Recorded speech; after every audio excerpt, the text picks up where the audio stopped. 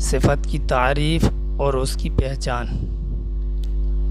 صفت کی تعریف یہ ہے وہ لفظ جو کسی اسم کی حالت اور اس کی اچھائی یا برائی بیان کرے اسے صفت کہتے ہیں۔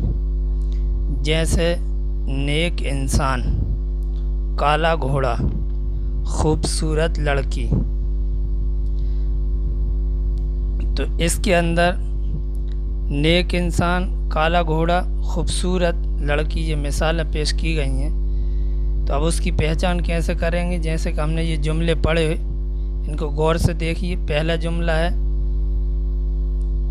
نیک انسان، اس میں انسان کی صفت بتائی گئی ہے کہ انسان کیسا ہے۔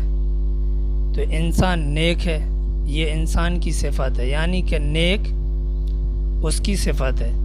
دوسرا جملہ کالا گھوڑا، اس میں گھوڑے کی صفت کو بتلایا گیا ہے کہ گھوڑا کیسا ہے، کالا ہے، گورا ہے، تیز ہے، سست ہے۔ تو اس میں کیا بتلایا گیا؟ گھوڑا کالا ہے، تو کالا اس کی گھوڑے کی صفت ہے۔